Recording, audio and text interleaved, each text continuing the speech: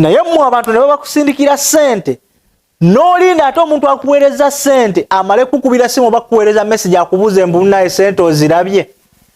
Ebyo ebintu babikoze abantu bangi. Respect a hustler.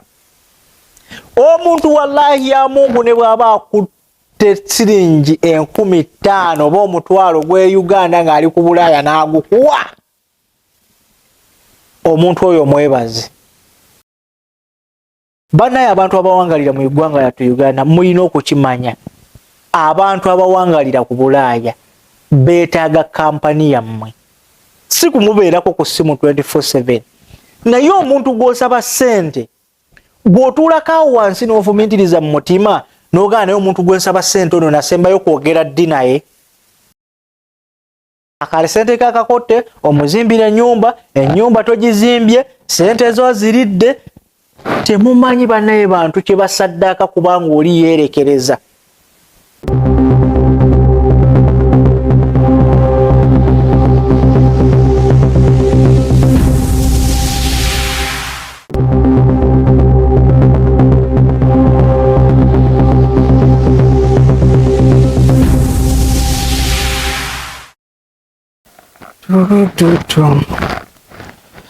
Okay, yes, tubaniriza ku mukutu gwa Kaifash UG the broadcast ko tusinzira ogezako kubanga tubunira amawanga gonna omunogezako kuba nga tusinzira wano n'okugezako kuba tusaako ebyo byennyini bye tuba tusobodde okuba nga tuba tusaako. Yes, fenga tuwayo kuba nga tugenda kuba naffe omutafali naye kye kitono kye tuba tusobodde okuba nga tukola ne mu kaseera kano tuba tuyingiddewo tugezeeko okuba nga ate tugayagaya mwezi ensonga ziteekeddwa okuba nga zigayagayizibwamu. Oba oliawo esobola okuyambako yali eyo wamu naawe agezaako okuba nga atulaba.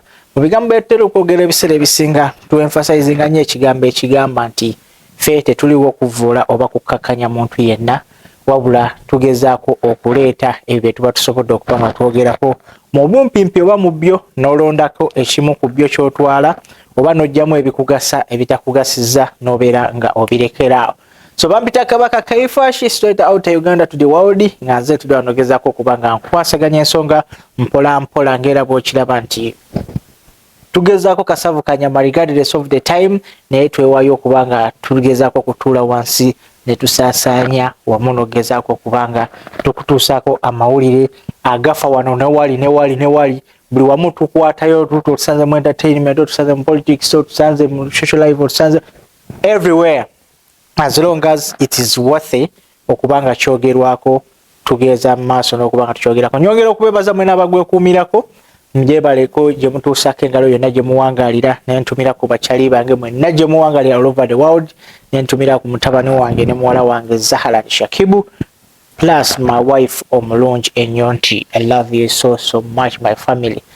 Kale mu bumpimpi oba olunaku lwalwo bye tugenda okwogerako bisobola okuba nga bijja kunyiiza abantu bangi oba okubagezaako bofendinga, bijja kugezaako okuba nga abantu abasinga yes byetwogerako abasinga bazze babyogera era mubiwulidde mu bantu bangi nnyo gye muyitira eyo gye muwangalira ne ku social media all over. Naye it has been a while nga abantu bangi obanga emikwano gyange mingi nnyo naddala bawangalira ku kyeyo buli omugezaako okuba nga mutudde awo ne munyumya ku mboozi ne munyumya n'ebifa ewaka okenda okulaba ng'era aleetamu emboozi eyo ogenda okulaba ng'era akugamba nekino lwaki kiri bwe kiti nekino lwaki kiri bwe kiti. So yembeera mwe tugenda okutambulirawo olunaku olwaleero. Kano ka episode nka dedicatingidde eyo yonna nkuba kyeyo ng'oli eyo yonna mu ggwanga ly'owangalira, oba oli mu UAE, oba oli Qatar, oba oli Saudi, oba oli South Africa, oba oli United States of America, oba oli Canada, oba you are in UK, wherever you are, as long as ngoli nkuba kyeyo from Uganda, I dedicate this episode to you. And you need to listen carefully. Kubanga kino ekintu it has been happening to most of the people abagezezaako kubanga bakuba ekyeyo. Simanyi kugwe, but you never know. Today kiriwo, enkya kiriwo oli, oddako kiriwo oli, because it's the same experience oba oliawo bankuba kyeyo bonna gye bagezaako kubanga bakola ki nga bayitamu. Omulamo gwa leero gwe tugenda okwogerako gwa abantu abawangalira mu ggwanga lyaffe Uganda gye tuba tuvudde ne tugenda ogezaako kunoonya ensimbi mawanga amalala kw'ossa ab'eŋŋanda ab'emikwano bakojja ba anti basenga bonna abawangalira mu Uganda naddala abo abantu ng'abadde tatambulangako ngenda Bulaaya kubanga akuba ekyeyo. Nga bwe nkugambye nti episode eno egenda kunyizaamu abamu naddala abantu abawangalira mu ggwanga lyattu Uganda naddala kummwe abawangalira mu Uganda ate nga totambulangako. Eno episode ejja kukunyizaamu. So mu bumpimpi mu messages enzije ndisiivinga abantu bangi balina complaint eno.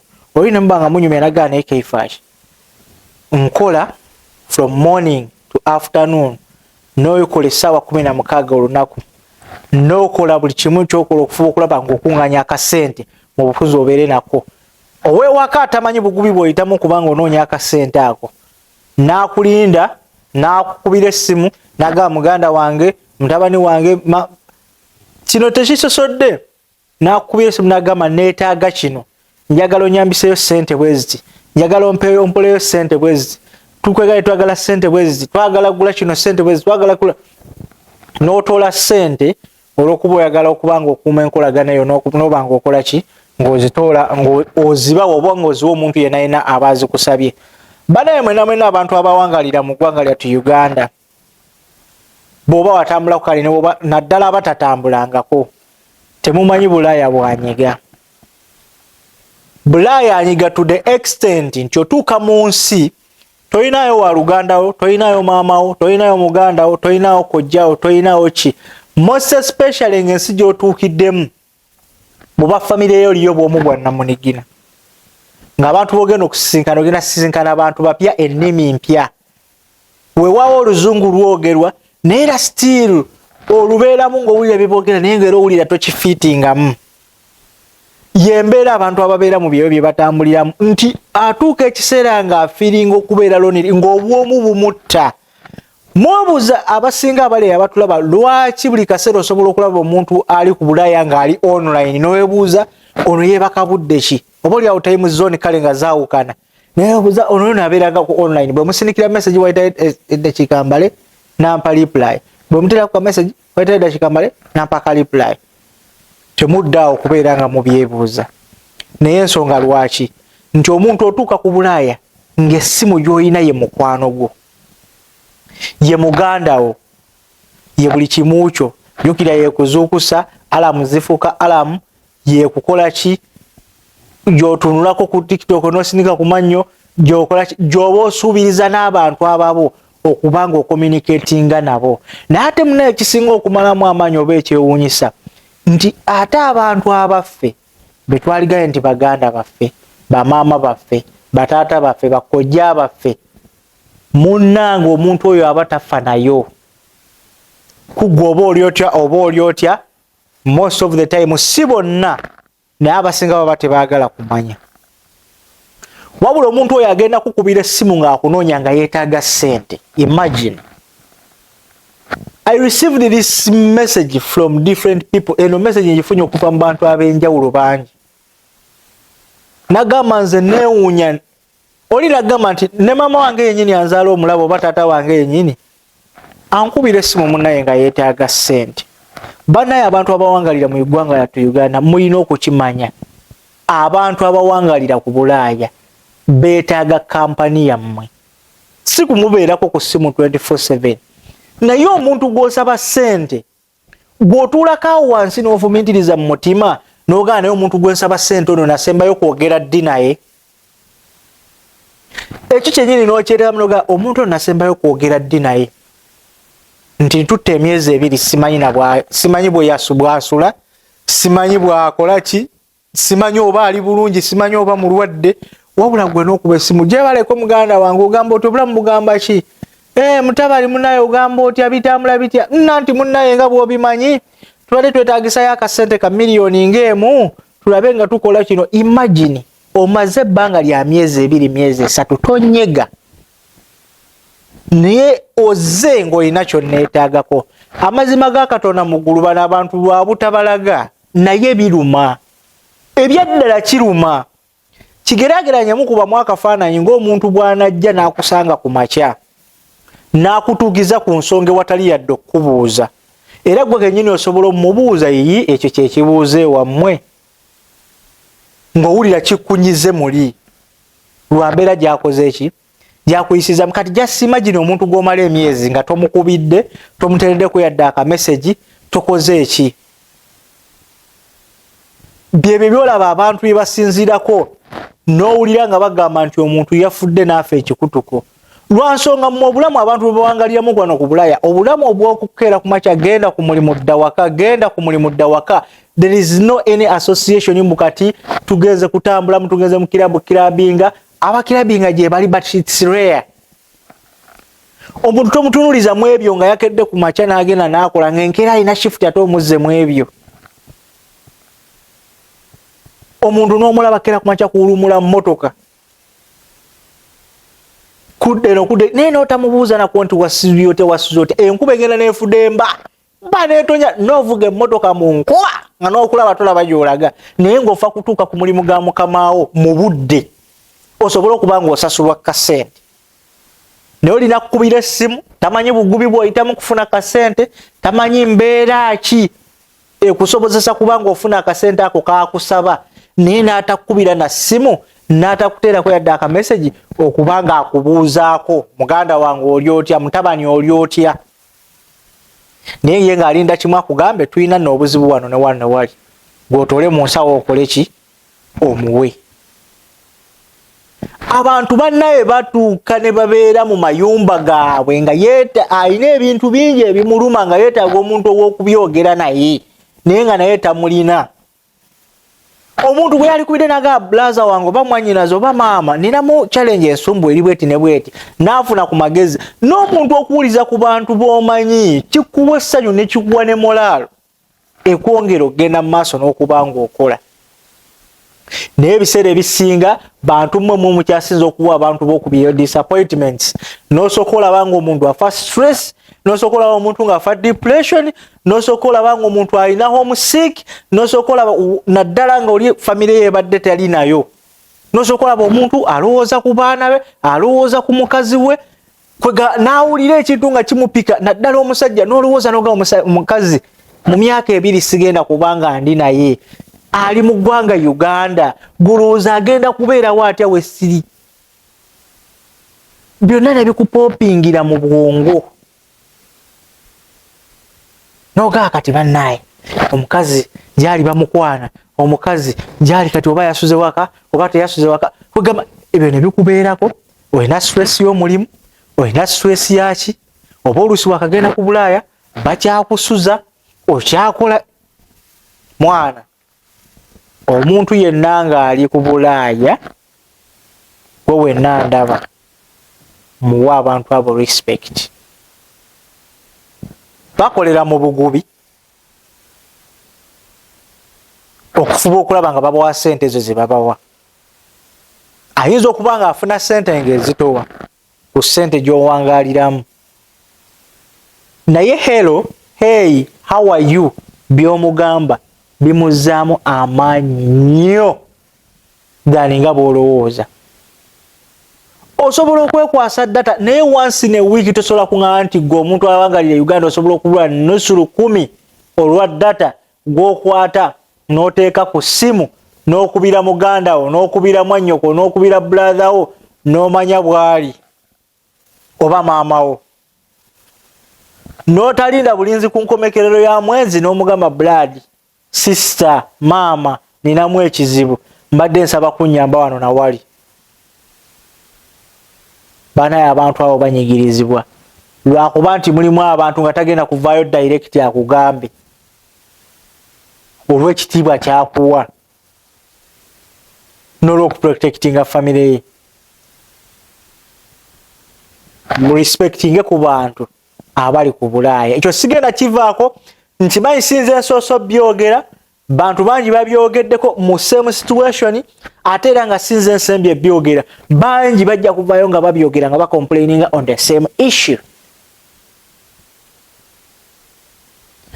gojja n'oŋŋamba njagalayo emitwalo 50 njagalayo emitwalo 20 nenga kuwa gwe nokera ku macha nogenda nodigida nogenda ku beach nogenda noli ekyenyanja mulungu nogenda wa naye nga nzaaga kuwadde nsulira n'ensibira omuceere n'enkoko Monday to Monday omuceere naki n'enkoko obulamu ne bufuuka bwa bitegi bwa bikukujju olyawo okubeerawo ngo olina obulamu obwegasa olina okubeera nga buli lwodda olina okugenda mu jimu kola dduyiro kola biki genda okole ku kalodi waaka okusobola okulaba nga okeepinga up obutafuna birwadde bikulumba obutafuna birwadde bya mutima obutafuna birwadde ebya sukaali ebiyinza okuba nga bireetedde embeera ennyingi gye tuwangaaliramu n'ebintu bye tuli oba oluusi bye tutamanyiira kubanga byebiriwo byebiri mu situation nti ne bw'onaakola otya bw'ogende bulyambwa olyambwa muceere na nkoko byebiriwo byebya layisi byolina okuba nga okolagana nabyo n'okuba nga obirya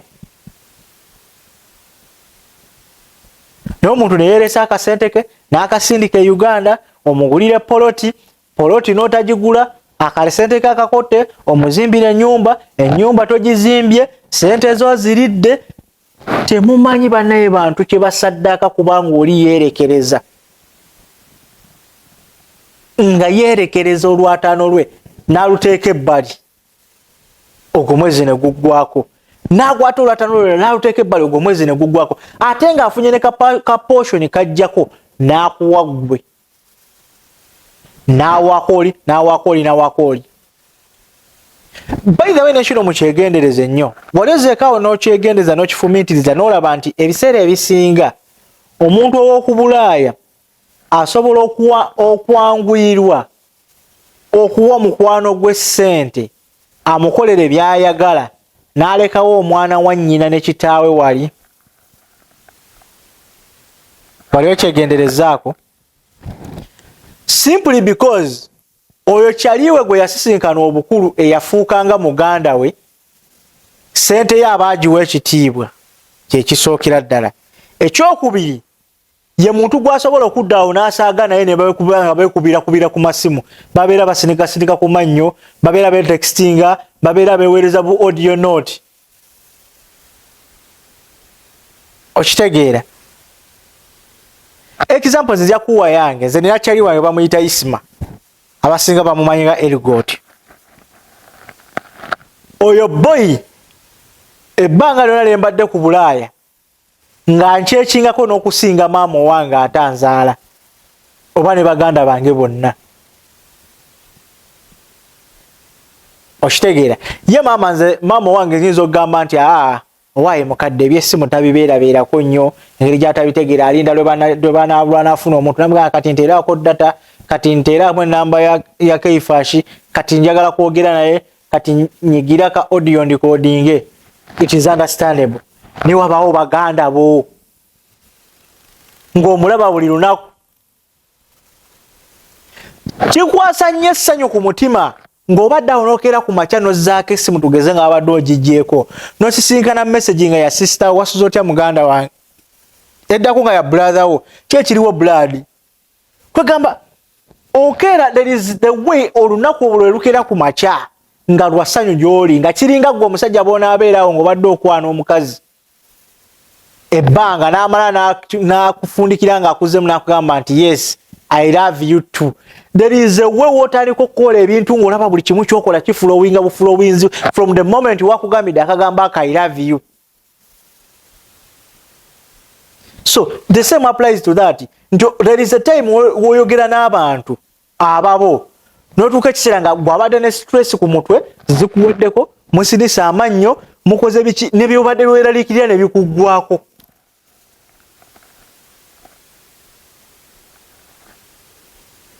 Naye abantu balina stress ku Bulaaya. Stress ezo nga ziva mu mbeera mwe bawangaalira. Musobola okulaba abantu basobola okutimbira embeera yonna yonna gy'ayagala olabeeko. Okitegeera. Abantu bano beeyisaako simply because baagala mwe mubalabire mu mbeera ennungi. Naye ng'ate bye bayitamu out there biba bingi n'okusinga bw'olowooza. banaye muwa abantu abawangalira ku Bulaaya ekitiibwa. Sijja gamba nti mbagulumiza oba kyoba ki, naye ekigambo kye bayita hasla, omuntu ogenze mu nsi simwe wazaalibwa, toyinaamu mwannyoko, toyinaamu bulazawo, toyinaamu sisitawo, toyinaamu sengawo, toyinaamu maamawo. You have to cope up with the situation. Buli kimu olabe nga kitambula bulungi, osobole okujja mu mbeera eyo gy'osanze awo. Mwe abasinga batatambulangako Bulaaya mumulaba ku ma-TV. But the actual day lw'oyingira mu Bulaaya bw'oti n'oyingira mu kye bayita reality, lw'otandika okukitegeera nti omuntu oli kyabadde ayitamu kati nkiraba. Kubanga buli kimu olaba nga kikyuse, bwe byobadde osuubira nti ogenda bifumira ku silver plate, otandika okulaba ensonga nga yakkola okusobola okubaawo. Nga even the moment gy'olaba gye waali sigadde ewaka, olaba you waste a lot of money, n'ogamba kangende nkole. Oba okitegeera? Bulaaya kye kintu ekitali kya muzannyo. Bw'oba ogusambira bweru osobola okukwata ensobi nnyingi nnyo. Omala kuyingira mu kisaawe n'okakasa oli gw'obadde okwata ensobi kikyabaddeko. Nkaddemu amagezi gazze. Bw'oba oli bwa kisaawe, it's always easy okukwata omuntu ensobi. But the moment lw'oyingira into a field oba mu kisaawe, lw'okakasa omuntu oli pressure gy'abaddeko ne buli kimu kyabaddeko.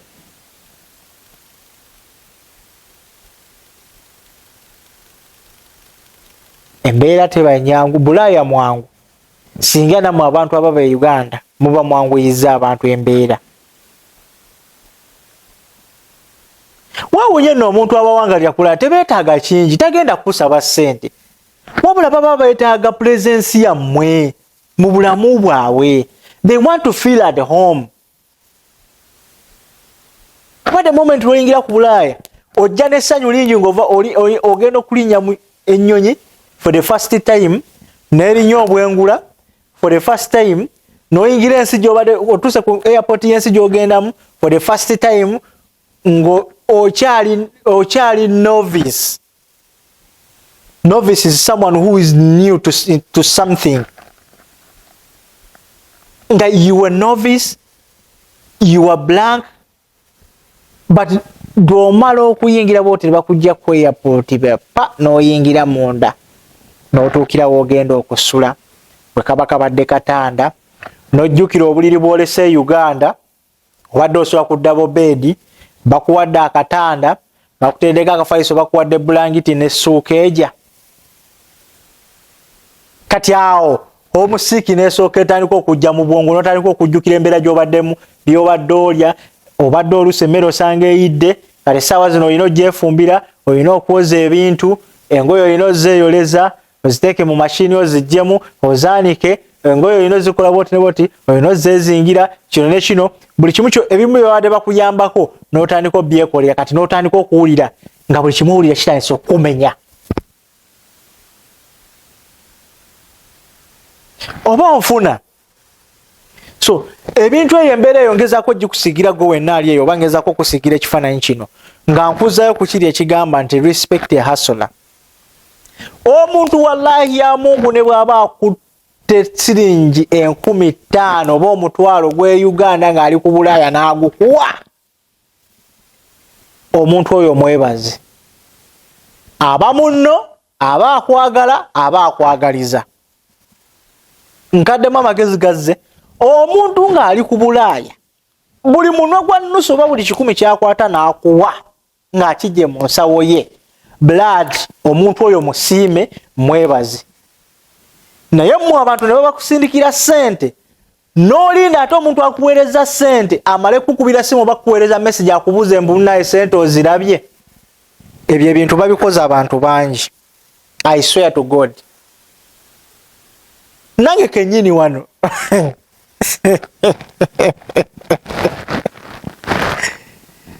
kintu kikuulako wayange ekyo n'oweereza omuntu ssente ze weerekereza nga gwe kennyini n'otuuka okukwata essimu n'okubira omuntu n'omubuuza maama taata blood sister ssente ozirabye.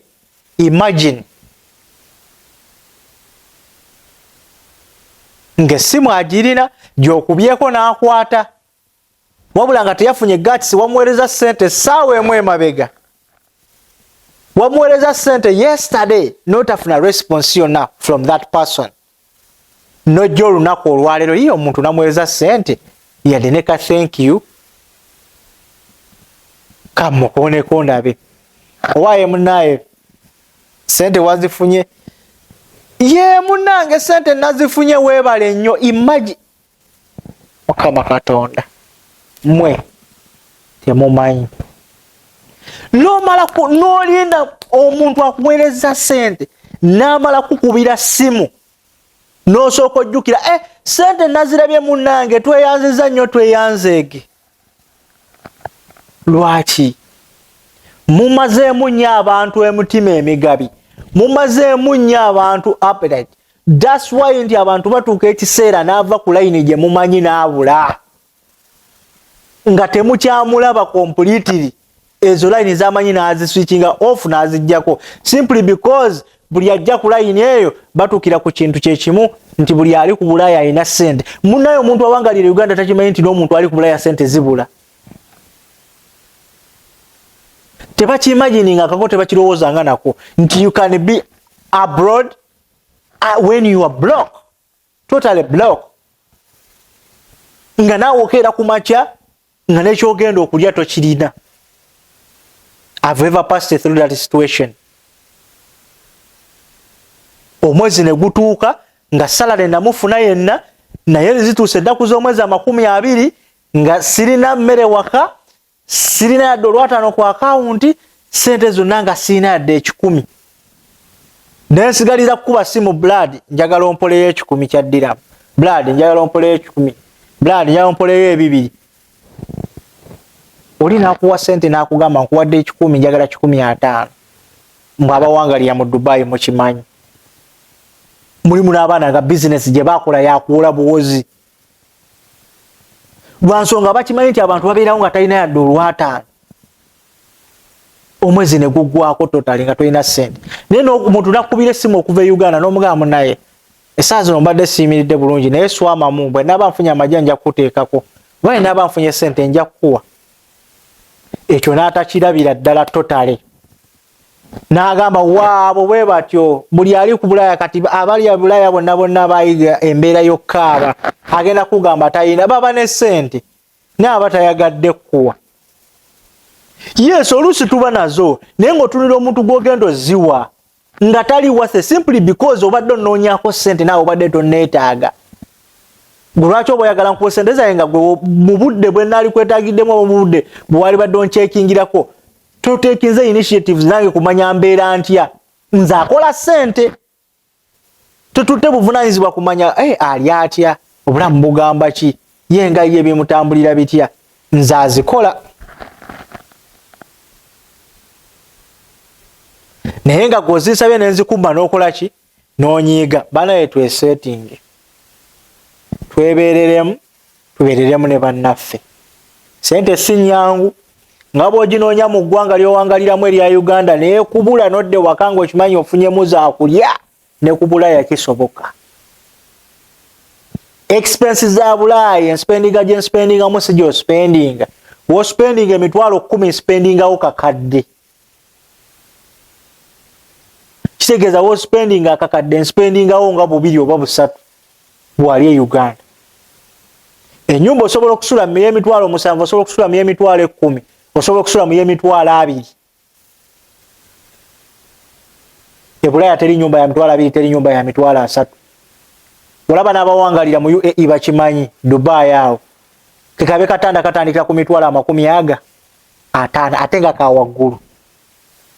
Akawansi mitwalo 678 mpaka kakadde. Kati just imagine. Omuntu ali mu America, boza mu ssente za Uganda, asula mu nyumba omwezi ng'agisasula emitwalo emiliyoni 8 omwezi ngoda kweyongooza nyisa wamana alime wagonda atera na nyuka. So mubimpimpi we shall come back more okuyozako bagambako n'okubyogerako bino obuteetiiranze bakyali bange bangambye blood gwoyina obuvumu obusobola okuvaayo n'okolaki n'obyogera byasame ffe tuli mabegawo n'olw'ensonga eyo n'olw'embeera yakadde tujja kuba tutandikirawo next time naye nga bino kyova laba sirina na vibe simply because byenjogerako nammwe mukimanyi. You understand? So sigenda kubanga nsukaawo wano masigadde nze Kaifa straight out of Uganda to the world mukutu gwa Kaifa UG broadcast kwe tusinzira ogezako kubanga tubaweereza ate nga tukyabaweereza n'ebirala bingi nnyo. Just keep on Kaifa UG broadcast kubiriza okusubscribe ngo kulike nga muno okumunyisa omukutu guno eyo yenna atagumanyi yongere maaso n'okubanga amanya omukutu guno obumuga emaanyi ate n'okukwatira awamu kijja bakuba kituyamba tekikugasa kubanga tompaka subscribe ng'olulimi lwenjogera ate olutegeera bulungi njogera Luganda naawe oyogera Luganda lwaki obonye maka subscription akuma atakumira mpeera mbagala nnyo I sign out mubeere